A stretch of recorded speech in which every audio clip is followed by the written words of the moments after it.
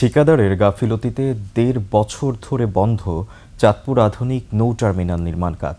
এতে নানা দুর্ভোগের শিকার হচ্ছেন যাত্রীরা। বিআইডব্লিউটিএ জানায়, নতুন ঠিকাদার নিয়োগ হলে অচিরেই নির্মাণ কাজ শুরু করা হবে। চাঁদপুর প্রতিনিধি নেয়ামত হোসেনের তথ্য ছবিতে বিস্তারিত দেখুন ডেস্ক রিপোর্টে।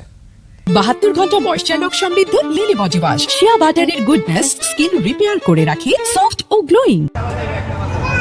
চাঁদপুর আধুনিক নৌ টার্মিনাল নির্মাণের কাজ শুরু হয় ২০২৪ সালের অক্টোবর মাসে। ২০১৬ সালের নভেম্বর মাসে প্রকল্প একনেকে অনুমোদন হয়। বিশ্বব্যাংকের অর্থায়নে ৪তলা টার্মিনালের নির্মাণ ব্যয় ধরা হয় ৯৩,৪৩,৫৪,০০০ টাকা।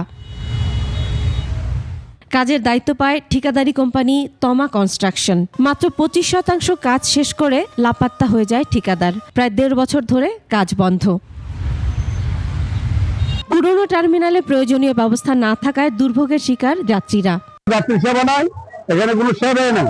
এখানে আমরা দিন কষ্ট করি, বিদ্যুৎ থেকে কষ্ট করি, ব্যাগ ঘাটতি ভুট্টা সব আমাদের কাঁধে করে নিয়ে আসতে হয়। যদি এটা সম্পূর্ণ করা হইতো, আমাদের যে সাধারণ পাবলিক আছি, আমরা এখানে সেবা নিতে পারতাম, আমাদের এত কষ্ট হইতো না। যে কারণে এখন এটা করা হইতেছে না, আমাদের এখন অনেক ভোগান্তির আমরা শিকার হচ্ছি।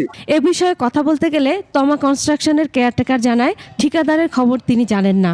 কন্ট্রাক্টর লোক আসে, আইসা দেখাশোনা করে চলে যায়। এরা কাজ করবে কিনা জানেন কি? সেটা দীর্ঘদিন বন্ধ বলা যায় না। বিআইডব্লিউটিএ জানায়, দীর্ঘদিন বন্ধ থাকার পর আবার টেন্ডার প্রক্রিয়ার কাজ চলমান রয়েছে।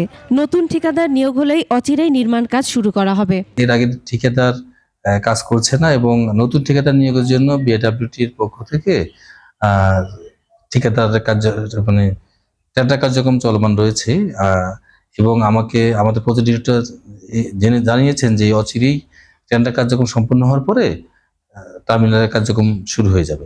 যাত্রী দুর্ভোগ লাঘবে দ্রুত টার্মিনালের নির্মাণ কাজ ফের শুরু করার দাবি ভুক্তভোগীদের। Masum আলিসা, desk report, ২১ television.